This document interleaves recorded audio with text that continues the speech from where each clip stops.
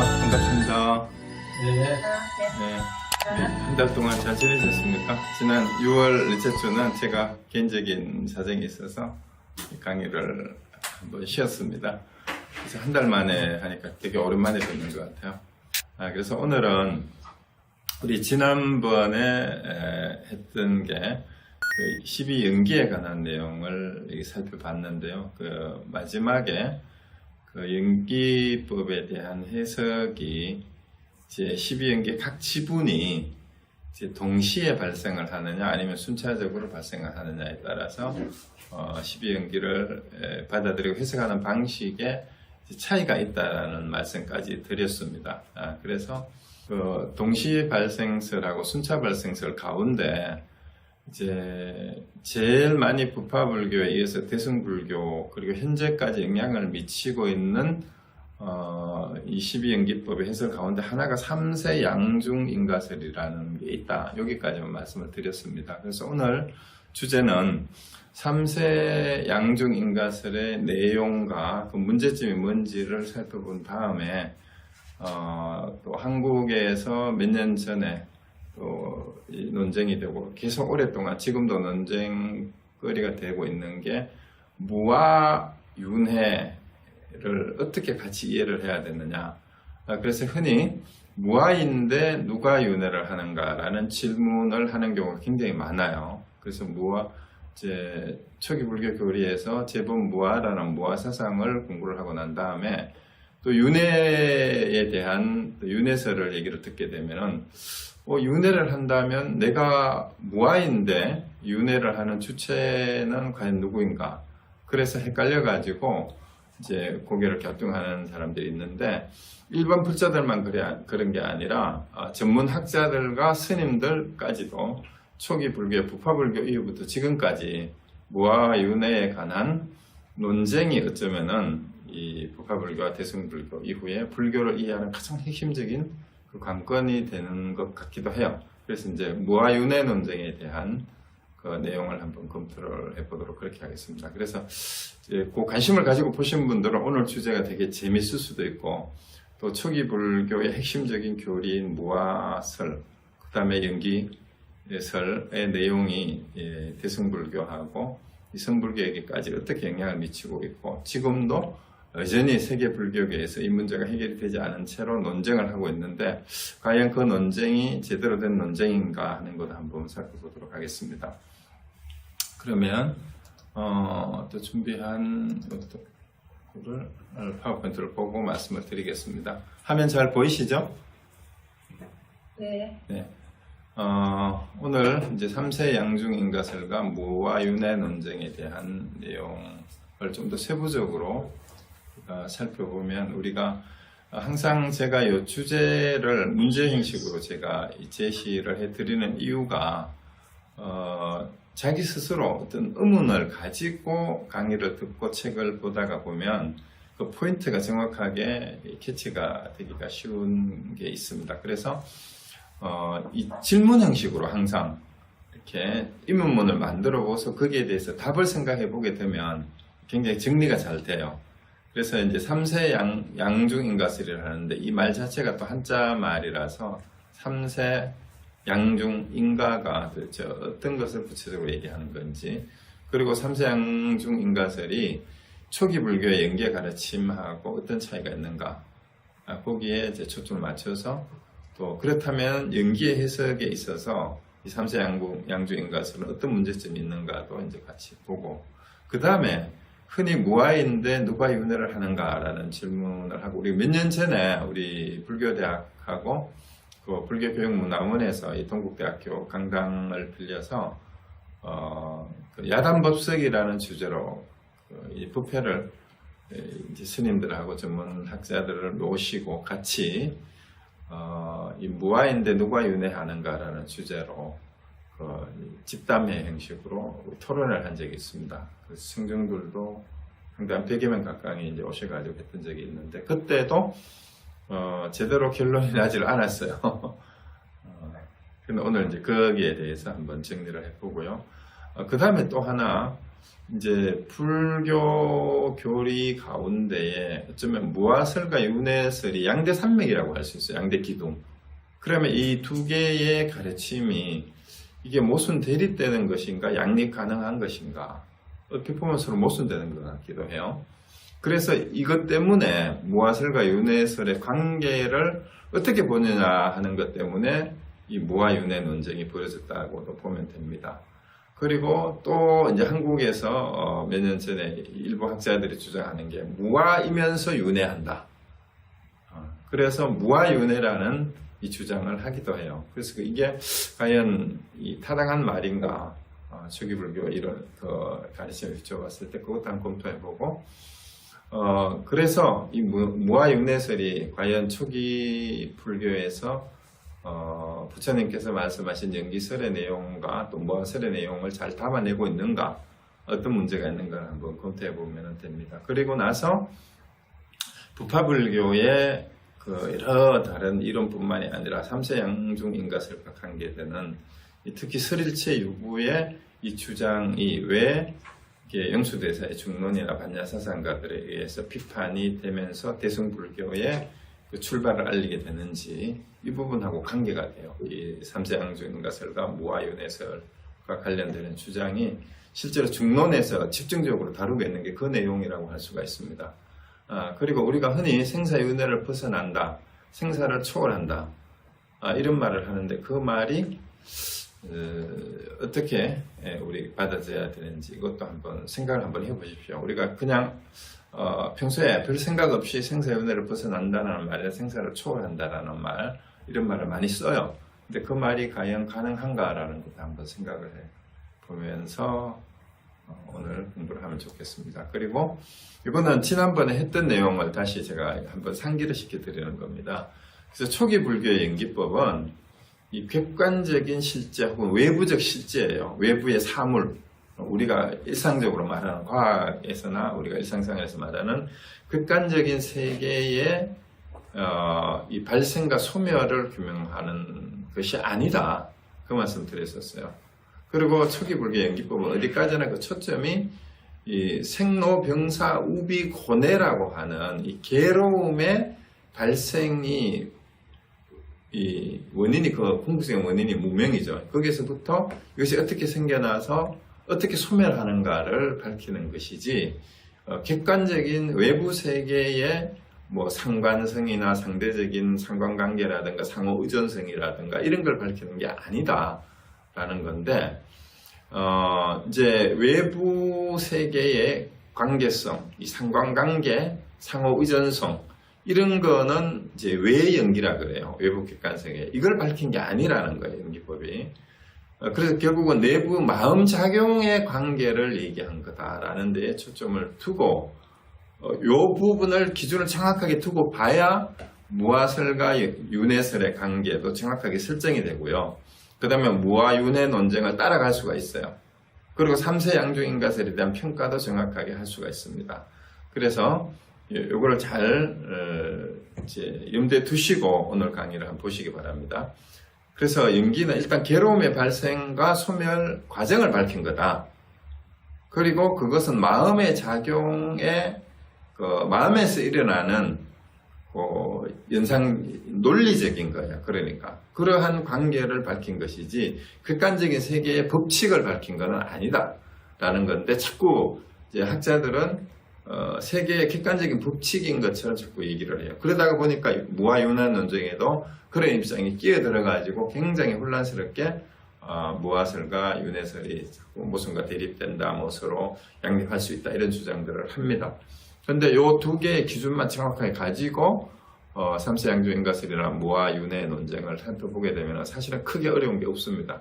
어떤 주장들이 실론이고 허론인지 또 착각인지를 알 수가 있어요. 자, 그리고 이거는 유전연기와 환멸연기는 지난번에 했으니까 뭐 특별히 설명을 안 해도 될 것 같은데요.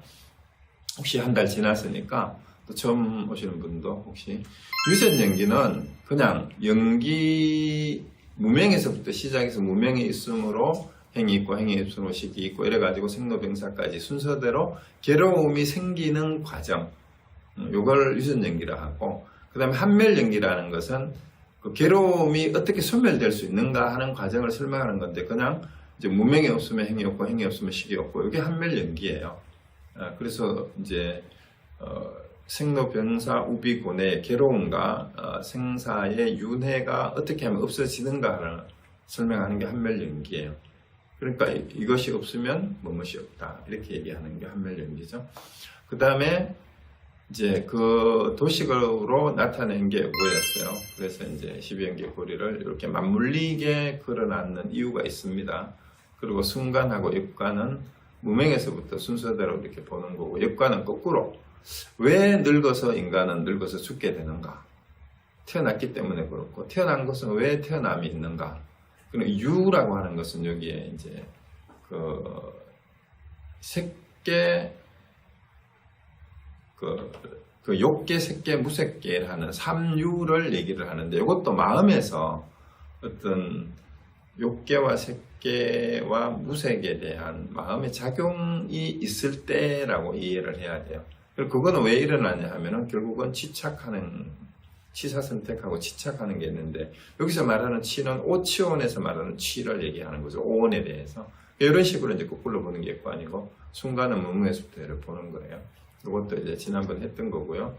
그 다음에 이제 각 지분이 동시에 발생하는가 순차적으로 발생하는가 했는데, 동시 발생설은 이것이 있을 때라고 해서 이제 시간적 간격이 존재하지 않는다, 동시에서 일어나는 거다라는 게 동시 발생설이고, 선불교는 이쪽에 좀 가까워요.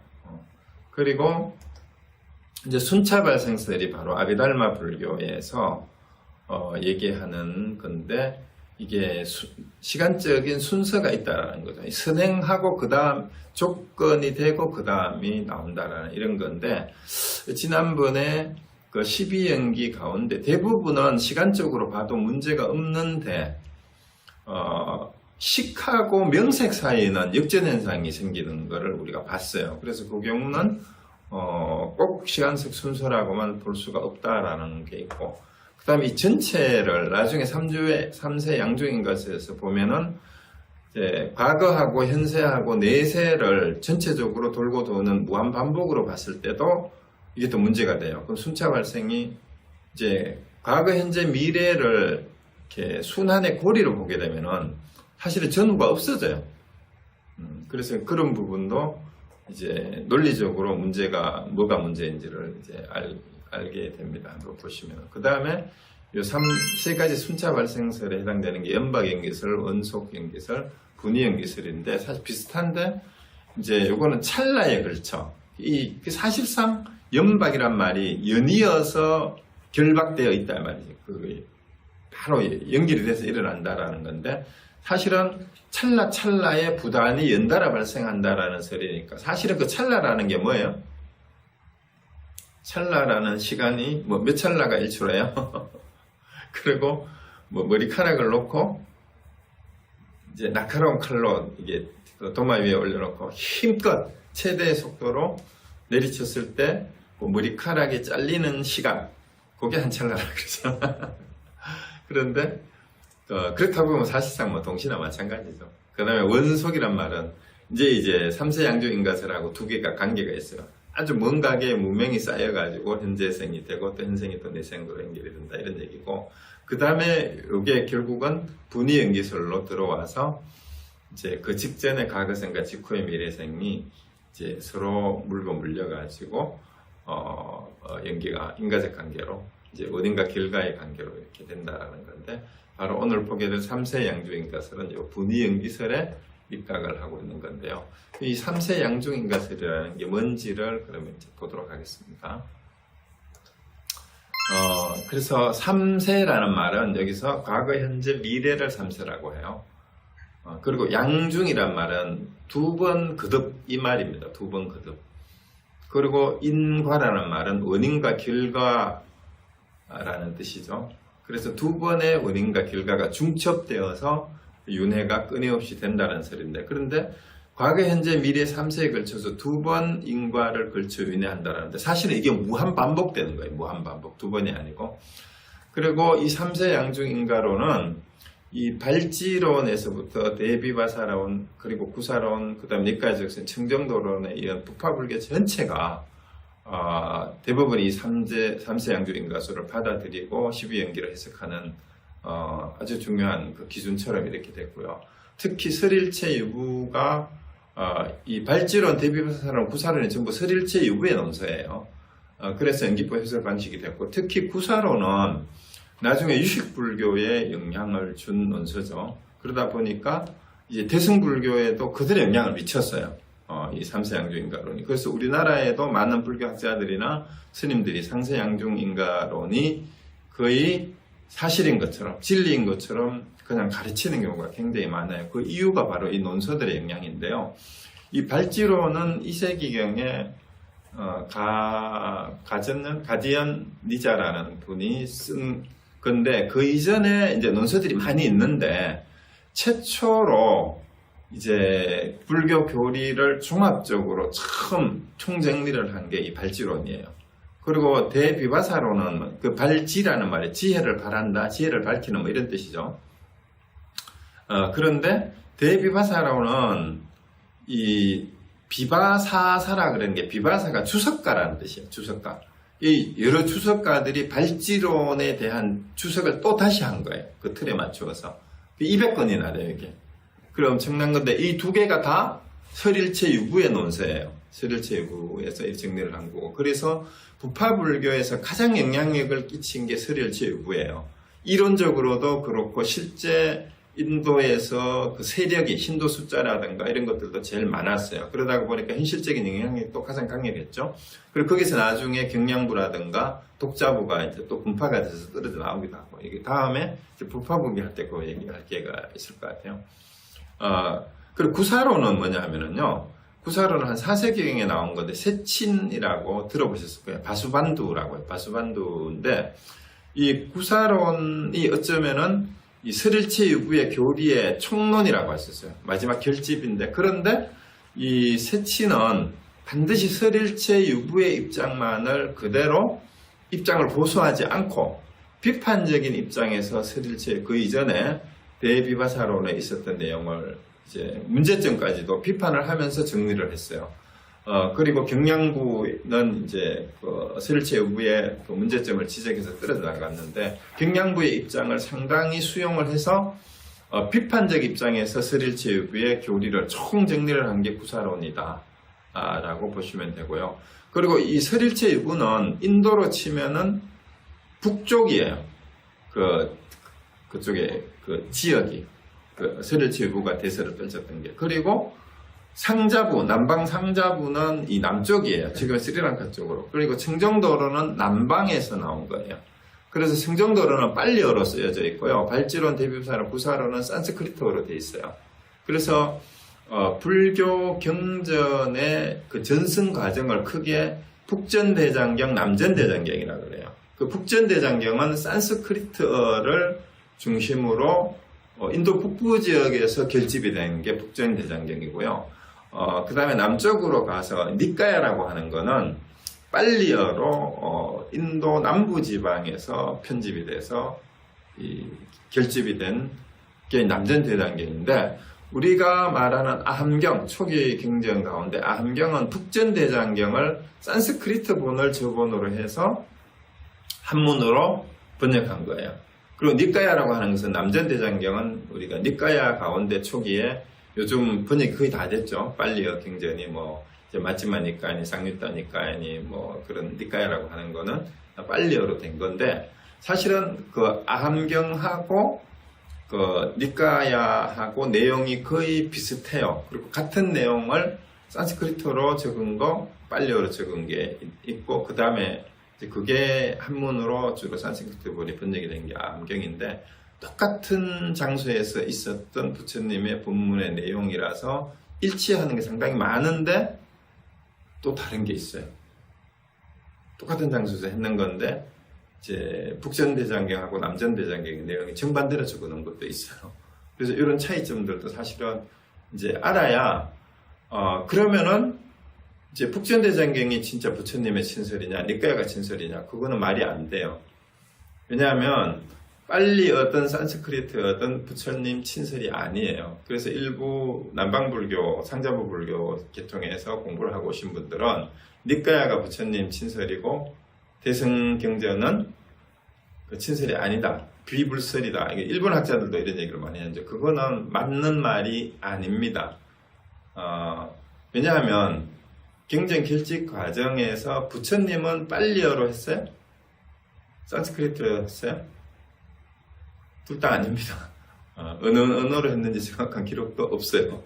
아마 네팔 출신이니까 또 북부지방에서 주로 부처님이 많이 하셨으니까 그때 당시에 인도 북부지방의 지방 방언으로 법문을 했을 가능성이 많습니다.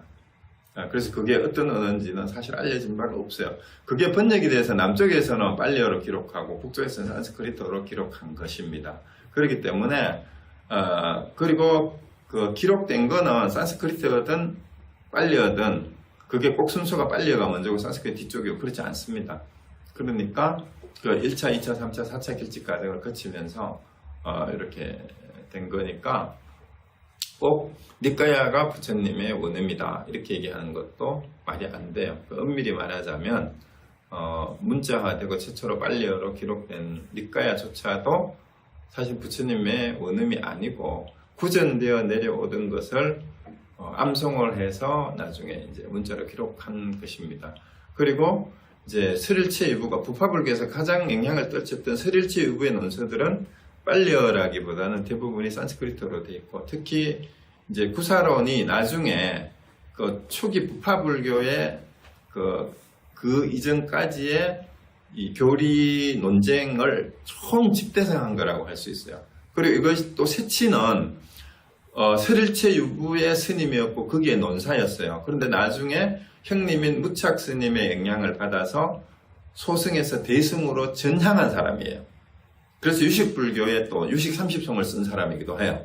그래서 이 구사론을 쓴 세친이야말로 어떻게 보면 부파불교와 우리가 흔히 이제 표방하는 소승이라고 부르는 소승과 대승을 다 경험한 이런 사람입니다. 그리고 유식불교는 구사론의 영향을 많이 받았어요.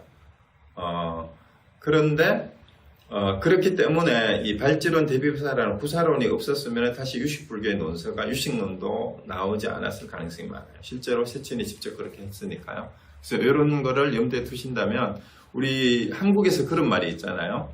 제대로 된 법사, 삼장법사가 되려면은 15년을 공부를 해야 된대요. 15년을 공부를 하는데 9사 8년 그 다음에 9사 8년 그 다음에 뭐가 있지? 중문이 아닌데 구사론을 8년간을 공부를 하고 나서 그 다음 대승경전을 4년 공부하고 중간에 뭐죠? 유식 3년 구사론을 8년을 공부를 해야 될 정도로 방대해요. 내용이 총 15년 가중에 구사 8년 유식 3년 대승 4년이라는 말이 있어요. 15년 공부하는데 기간을 그렇게 잡아야 된다는 말이 있습니다. 그 정도로 사실은 구사론이 불교 기초 이론을 형성하는데 전 세계 불교에 가장 영향을 많이 끼친 게 구사론이고요. 지금 우리가 알게 모르게 중국을 통해서 들어와서 쓰고 있는 불교 용어 대부분이 구사론의 번역이에요. 대승불교 내용도. 그래서 삼세양중인가설이나 이런 것들이 거기에 이제 돼 있기 때문에 우리가 말하는 사성제니 삼법인이 하는 것도 전부 구사론에서 정리가 된 거예요. 알고 보면은. 그래서 그 구사론을 바탕으로 중국을 거쳐서 한국에서 기초교리 서적들도 결국은 구사론에서 가르쳤던 용어 해설들이 알게 모르게 주워 들은 게 어디서 인용했는지도 모르게 일본에까지 영향을 미쳐가지고 불교 개론 서적들이 불교 개론 서적에는 주석을 제대로 달지도 않잖아. 근데 대부분이 구사론의 주석이에요. 그렇게 보시면 됩니다. 그래서 그 영향이 대승불교까지 그대로 남아있다라는 걸 그냥 참고로 이해하시면 됩니다. 그래서 그 영향이 이 인가설, 12연기설을 이해하는 방법에도 엄청나게 3세 양주인가설이 영향을 미쳐가지고 그게 나중에 이제 법화 하음 사상에까지 영향을 미치게 됩니다. 유식은 물론이고요. 그러면은 3세 양주인가설이라는 게 뭐냐면은 12지분을 이렇게 이해하는 거예요. 무명과 행이 과거의 원인이라는 거예요. 두 가지 원인이죠. 그리고 이제 세 번째에서부터 일곱 번째까지 식, 명색, 유깁, 촉수까지가 결국 과거의 무명과 행으로 인해서 현생의 결과가 우리가 이제 인식하고 명색에 대해서 색에 대해서 인식을 하고 유깁, 촉수까지 이제 무명과 행이 원인이 되어 가지고 이 생에서 결과로서 드러나는 거고, 그 다음에 현생에서 애취유를 하는 것이 현생의 원인인데, 현생에서 애착하고 취하고 거기에 어떤 것이 있다라고 하는 생각 때문에 내생의 생노사로 미래의 결과, 두 가지 결과를 낳게 된다라는 게 삼세행주인가설의 기본 포맷이에요. 그래서 이거를 조금 다르게 이제 표기를 이렇게 도식으로 표현한 게 이제 인터넷에 보니까 뭐 여러 가지 도표가 많이 있는데, 이게 이제 과거, 현재, 미래를 나누어 가지고 과거의 두 개가 무명행이고, 현재 요 무명행으로 인해서 현재 받은 게 왜 우리가 생각을 그렇게 하고 육체나 촉수의 느낌을 이렇게 받는지 하는 게 과거의 무명으로 인한 우리의 어떤 행은 습관적인 경향성, 전에 그런 말씀을 이제 드렸었잖아요. 유전적으로 뭔가 우리가 타고났는데 왜 그런지 우리는 몰라요. 예를 들어서 이 동물이든 인간이든 뭔가 하여튼 알게 모르게 그 타고난 습성이 있다라고 흔히 얘기했을 때, 타고난 습성은 습성인데 거기에 그 본능적으로 행동을 할 때 뭔가 어떤 의도를 가지고 행하는 그게 행위예요. 뭐가 뭔지 잘 모르겠지만 늘 버릇처럼 하는 사람마다 그런 게 있잖아요. 근데 그게 이제 근본 무명인데 과거부터 그게 타고났는데 그걸로 인해서 우리의 생각도 그렇게 되고, 이제 어떤 대상에 대해서 파악을 하는, 이름을 붙이고 그걸 받아들이고 이제 촉하는 것도 우리가 접촉이라는 뜻이 아니라 심리적으로 바깥 육처가 우리 몸에 있는 아니베스의 신이죠, 그죠? 거기에 들어와서 맺히는 게 촉이에요. 그리고 거기에 대해서 우리의 느낌을 좋다 싫다 그저 그렇다라고 하는 게 수잖아요. 그러면은 좋다 싫다라고 하는 취향이잖아, 그게. 그 취향이 무명으로 인해서 형성된 행에서부터 그 나온 결과라는 거예요. 그리고 이것이 결과가 돼가지고 결국은 애착하는 것도 그 버릇 습관처럼. 그래서 제가 이제 프랑스 사회학자의 아비투스라는 말 지난주에 제가 했잖아요. 이 전문 용어인 것 같지만 브루디웨라는 사회학자인데, 이 아비투스가 사실 습관이라는 뜻이에요. 영어의 헤빗. 근데 이 습관이 우리도 알게 모르게 형성된 습관이라는 게 유전적 요인, 어떤 집안이나 부모를 얼굴만 닮은 게 아니라 목소리나 하는 행동도 부모 비슷하게 하는 게 있잖아요. 알게 모르게. 이런 게 어쩌면 행인지도 몰라요. 그런데 그것이 수혜까지 영향을 미치고, 그 다음에 애는 우리가 알듯이 애착이잖아요. 그 애착하는 것도 그러한 타고난 경향성 때문에 그 애착하는 것도 이제 그런 경향성을 가지고 있다라는 거죠. 그러다 보니까 취하는 것도 이제 애착으로부터 생기는 거고, 그러다 보니까 자기가 애착하고 치착하는 거기에 자기 스스로의 어떤 존재를 상정하는 게 유예요. 그게 욕망으로 인한 것이든 형상에 대한 것이든 아니면 형상이 아닌 무색계에 대한 것. 유는 이제 욕계, 색계, 무색계의 세 가지 존재를 얘기한다고 생각하시면 됩니다. 그게 이제 현재 그 원인이 되어가지고 다시 내 생에 다시 그 생을 받게 되고, 태어났으면은 이제 늙어서 죽어가는 과정이 계속되는데, 요 밑에 거를 보면은 요 과정이 다시 무한 반복이 사실은 돼요. 무시무정이라고 적어는 끊임없이 반복된다. 시작도 없어 끝도 없이 어디서부터 과거의 무한으로부터 어떻게 된지 모르게 과거의 먼 무명에서부터 이렇게 비롯된 애치가 끊임없이 생노사를 낳고, 그것이 또 죽어서도 그걸 그냥 가지고 가가지고 그 무명이 또 이렇게 이어지는데, 요게 이런 식으로 밑에를 설명하면 뭐가 돼요? 바로 여기에서 보면은 원소경기설이래요.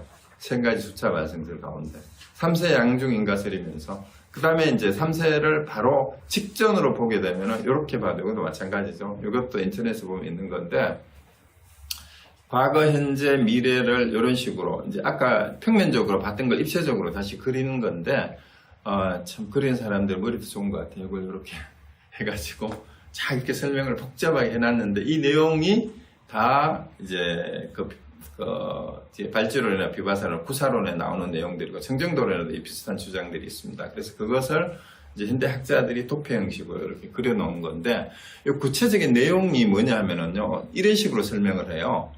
심지어는 이제 구사론이나 이런 데 보면은 무명은 과거에 있어서 이 번뇌의 무지예요, 무지. 그리고 이것이 이제 과거에서 악업을 짓는 그 의지가 이게 업으로 연결됐잖아요. 그죠? 행을 업으로 해석을 했어요. 과거요. 이게 이제 원인이 되어가지고 이제 현재 결과로 나타난 게 시기, 이제 최초로 발생하는 오온에서 말하는 색수상 형식. 근데 요거를 생태학적으로 실제 모태에서 수태되는 순간으로 이렇게 설명을 해요. 그 다음 명세가 수태후 넷째 주 태내에서 모습이고 6위번 5주째 어머니 태내에서 이제 곧 안입에서 신이가 육근이 완성되는 상태고 초건 태어나서 단순한 인식적으로 이런 식으로 설명을 쭉 합니다. 그래서 5살부터 15까지 그 다음에 애는 이제 이성에 대한 애욕이 탐착하는 이런 사춘기하고 연결시키고 시는 이 탐착이 증진돼 집착하는 거고 유는 이제 애욕과 집착의 이 습관이 돼가지고 미래의 과를 일으키는 상태. 이걸 이제 유로 본 거예요. 그리고 생은 미래의 과가 발생한 상태고 노사는 미래에서 태어나는 죽음의 일까지. 자, 이렇게 해석을 하면 이게 완전히 뭐가 돼요? 자, 여기서부터 벌써 의문이 나는 분들은 이게 이 3세 양주인 것은 문제점이 당장 뭐가 문제가 있는 거 아니냐고 금방 의문이 들어야 돼요. 왜냐하면은 연기설은 뭐였어요? 왜 생사윤회에 또 우비고뇌에 괴로움이 있는가? 무명 때문이다 그랬어요. 그럼 연기설을 부처님이 설한 이유가 뭐라 그랬어요? 그래서 제가 자주 말씀드리는 게 불교는 윤회를 가르치는 게 목적이에요. 윤회를 벗어나는 게 목적이에요. 이것도 질문이 틀렸을 수도 있는데 일단 어느 쪽입니까? 부처님이 왜 출가를 했어요? 왜 인간은 생사윤회를 하는가? 윤회를 벗어나는 길은 없는가? 그래서 출가했다 그랬잖아요. 그러면 부처님이 깨달았다면 깨닫고 나서 선언한 게 뭐예요? 나는 다시는 윤회하지 않는다라고 선언을 했잖아요. 그럼 부처님 가르친 내용이 다시 윤회하지 않는 법을 설한 게 부처님의 핵심 교리예요. 자, 그럼 삼세양조인가설에 이거를 진리로 가르치게 되면 어떻게 돼요? 불교가 윤회설을 믿도록 가르치는 것처럼 이렇게 돼버렸어요. 그래서 불자들한테 윤회설을 믿습니까? 여러분 다들 믿는데 그래야 불자인 줄 알아. 믿습니까? 하면 믿습니다 해야 뭘 믿어?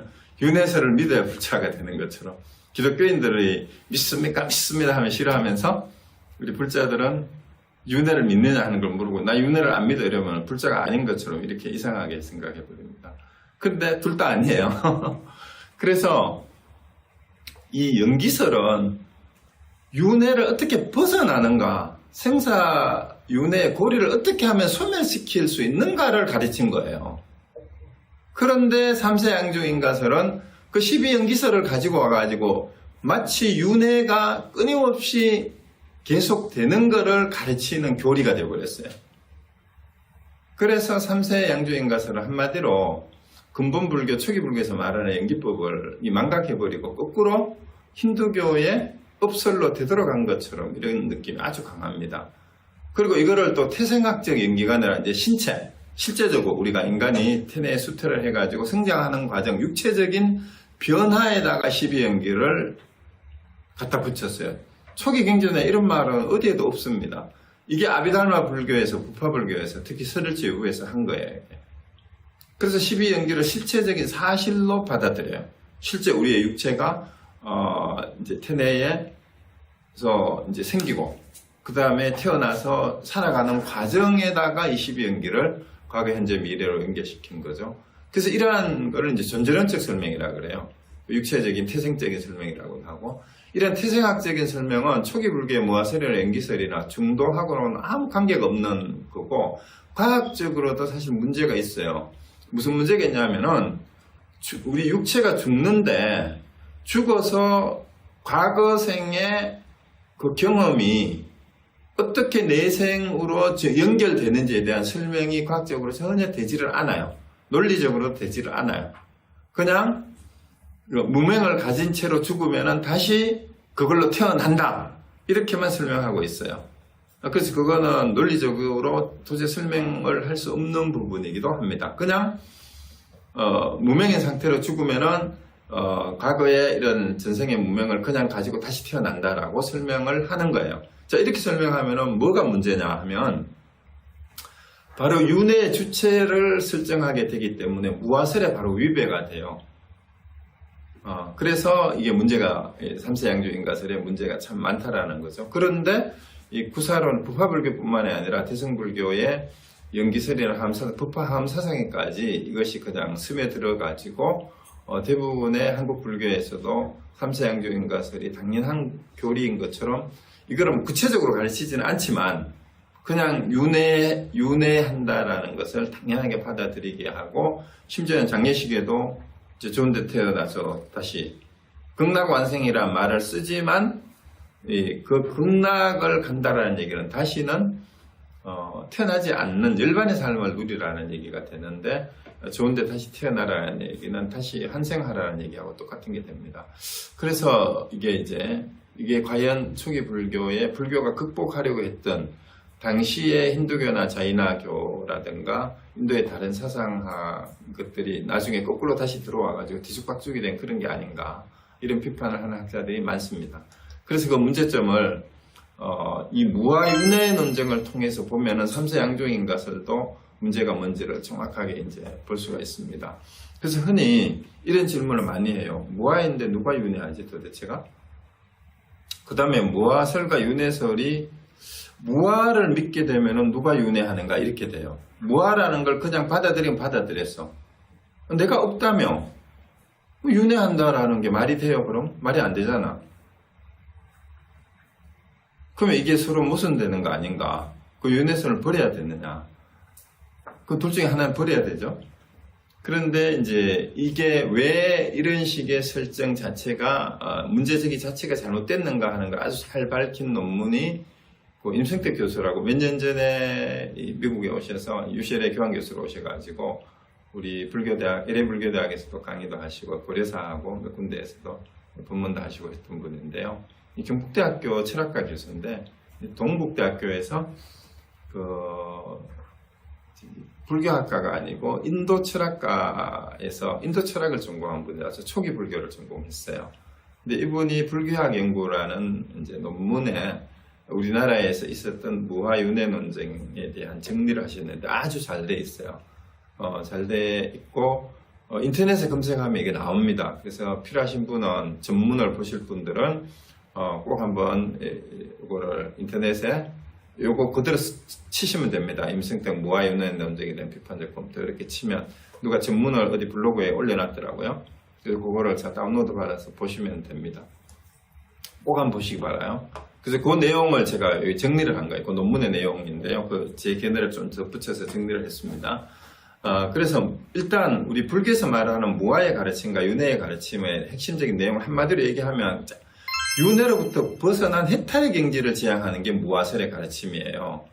그러면 윤회설은 뭐냐 하면은 왜 중생들은 끊임없이 괴로워하면서 괴로움 속에서 사는가 하는 그 원인을 밝힌 게 윤회설이에요.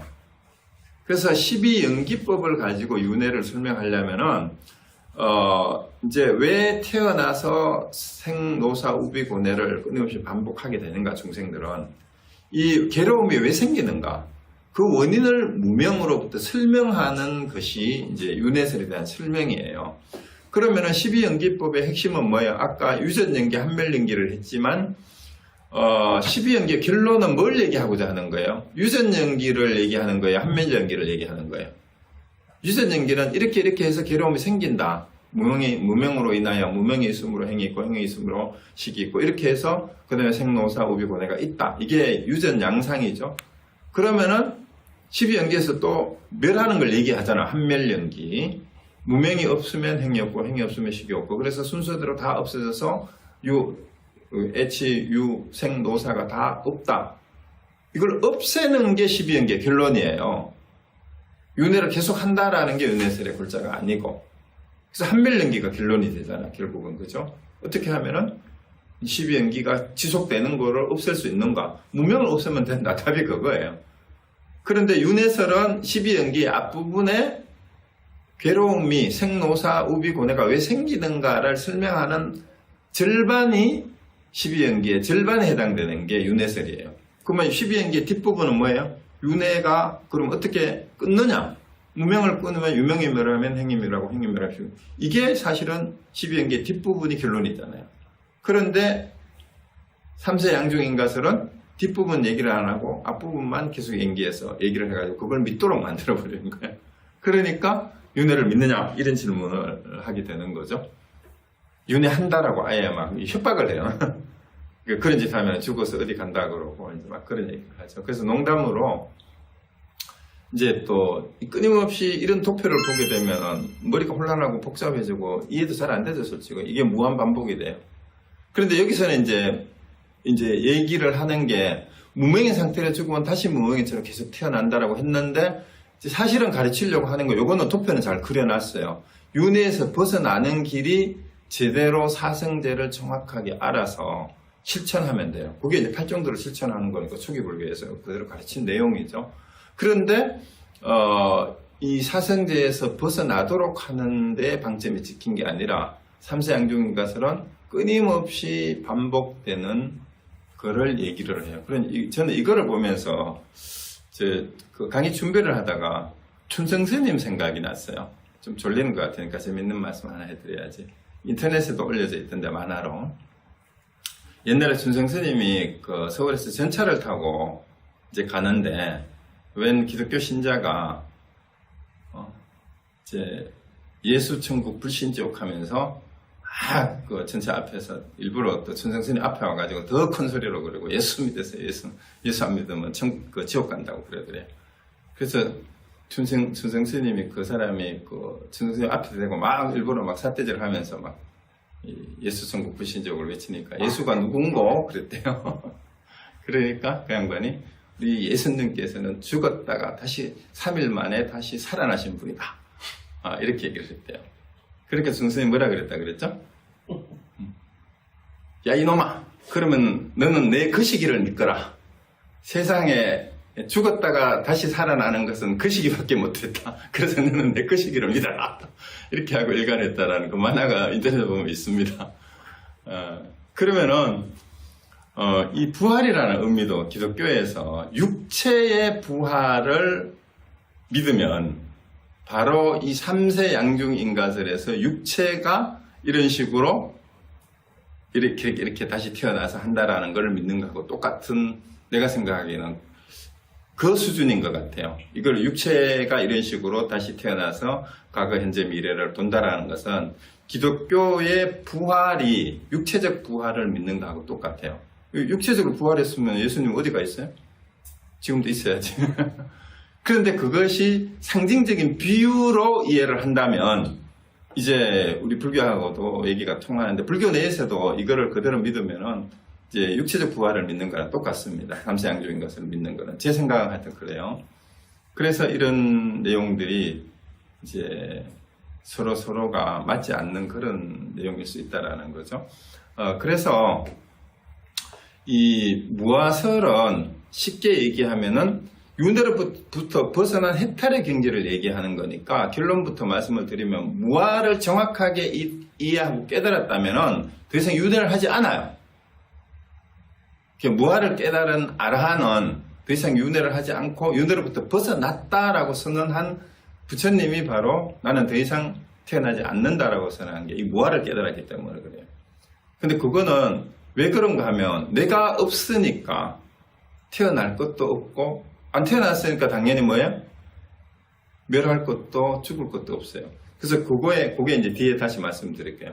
그걸 정확하게 이해했을 때 이 해탈과 열반에 대한 얘기를 할 수가 있고, 무아는 해탈과 열반의 경지를 얘기한 거다. 그 윤회는 그걸 알지 못하는 중생들의 삶의 모습을 얘기한 것일 뿐이에요. 윤회설은. 자, 그래서 이 두 교설은 각기 다른 경지를 나타내는 까닭에 서로는 대립한다거나 충돌하는 게 아니라는 거예요. 그래서 무아하고 윤회가 다른 것은 해탈의 경지가 괴로움의 중생들의 현실과 다른 거하고 똑같다라는 거죠. 그래서 차안과 피안이 다른데 그것을 알지 못하고 차안하고 피안을 자꾸 대립시키는 거하고 똑같아요. 그래서 무아와 윤회의 모순적 성격을 해소하고자 하는 시도는 그 자체가 뭐예요? 엉뚱한 희론이라는 말은 말장난이라는 거죠. 그래서 무아설이 뭘 가르치고 있는지, 윤회설이 뭘 얘기하려고 윤회를 얘기했는지를 모르기 때문에 무아인데 누가 윤회하느냐, 무아설과 윤회설의 마신 모순과 대립되는 점을 회통을 시켜야 된다, 이런 식으로 주장을 하면서 논문을 쓰는 학자들이 많은데 그 자체가 뭐예요? 엉뚱한 말장난이에요. 그래가지고 자기들만 헷갈리는 게 아니라 신도들까지 헷갈리게 만드는데 또 그걸 또 박사학위를 줘요. 또 그렇게 해가지고 논쟁을 하고 학회까지 열고 그렇게 하는데 그게 전부 희론입니다. 그래서 사실 알고 보면 엉뚱한 말장난 하면서 먹고 사는 사람들이 학자들인지도 몰라요. 자, 그래서 이제 다시 정리를 이제 해보면은요, 이제 무아와 윤회는 불교 이론의 두 기둥이라고도 할 수 있는데, 무아는 나나 자아에 대한 부정을 의미하고, 그 다음에 윤회는 내가 생사를 반복하면서 지속되는 걸 뜻하는데, 그래서 이 두 개만, 이 사전적 의미만 보면 이게 두 개가 모순되는 것 같죠. 두 개를 동시에 가르치는 것 같으니까. 그래서 이 둘이 모순 관계에 있는 거 아닌가? 만일 자아가 존재하지 않는다면 어떻게 윤회가 가능하겠는가? 그러니까 자꾸 이 질문이 자꾸 생기는 거예요. 이게 정확하게 깨닫지 못한 사람들은. 그래서 부파불교의 논사들이 했던 게 바로 두 번째. 만일 자아가 존재하지 않는다면 어떻게 윤회가 가능하겠는가? 그래서 윤회를 설명하려고 하다가 보니까 자꾸 나를 내세우게 되고, 나를 내세우면 이게 아트만을 내세우면 무아 사상에 위배되니까 다른 걸 내세워야 돼.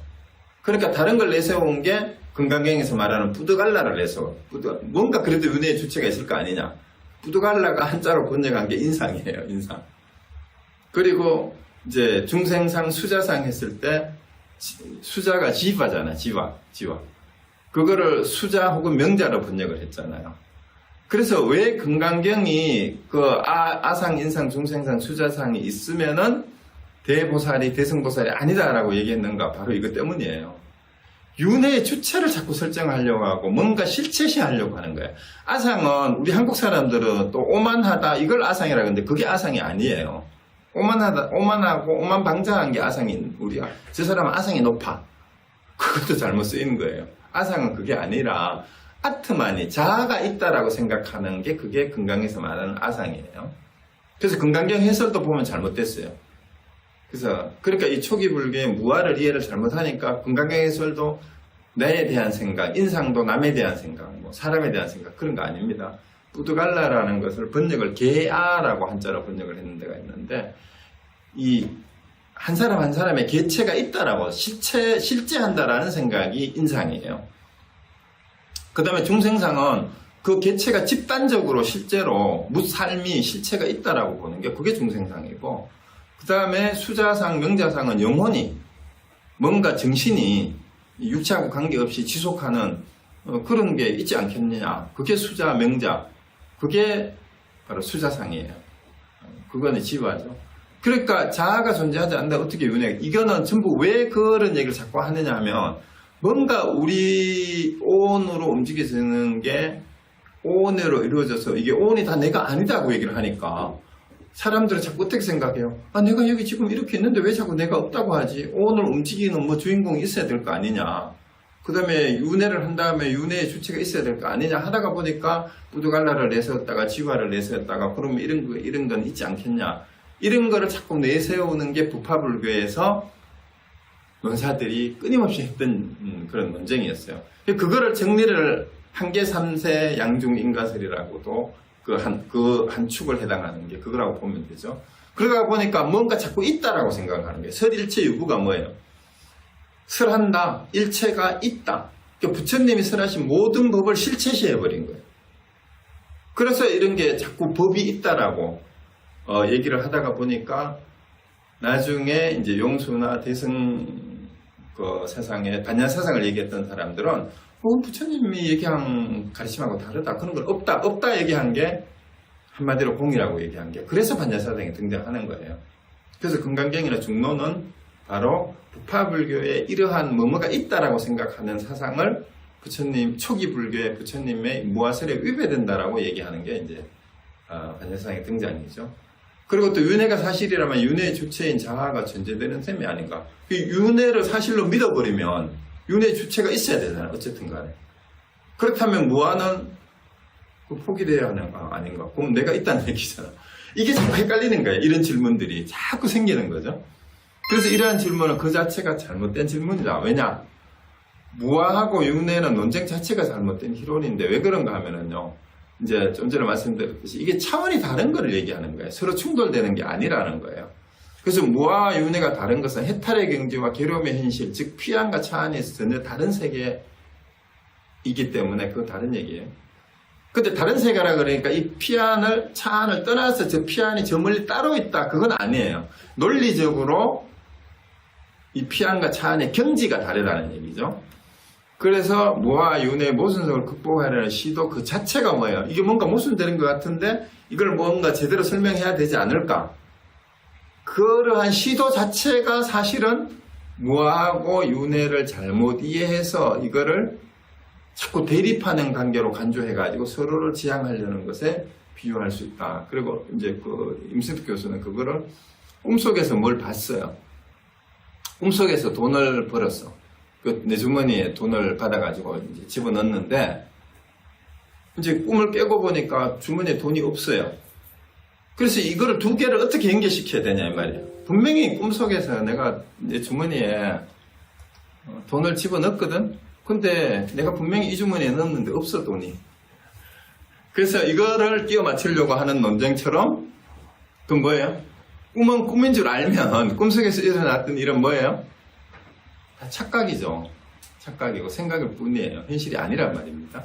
그래서 이제 이 무아와 윤회의 모순을 극복하려는 거는 현실에 우리가 그 건강경에서 말하는 게 범수유산 개시 흠망이고 그 다음에 여몽 한포령 꿈과 같고 뭐 전부 다 이제 그렇다고 얘기를 하잖아요. 그런 것처럼 이제 꿈을 꾸면서 그 꿈속에서 봤던 환명들을 자꾸 진리의 세계로 넘기고 가려고 하는 거하고 똑같은 그 일이 바로 이 무아설과 윤회설을 연결시켜가지고 이 모순되는 점을 뭔가 극복해야 되고 이 설명을 하려고 하는 그런 시도다라는 그런 얘기입니다. 그래서 애초에 그런 시도 자체가 꿈인 줄 알면 할 필요가 없는 쓸데없는 짓을 하고 있다는 얘기죠. 근데 학자들은 그 쓸데없는 짓으로 책을 내고 먹고 살고 논문을 쓰고 그 실적으로 인정을 받아요. 그리고 교수가 되고 합니다.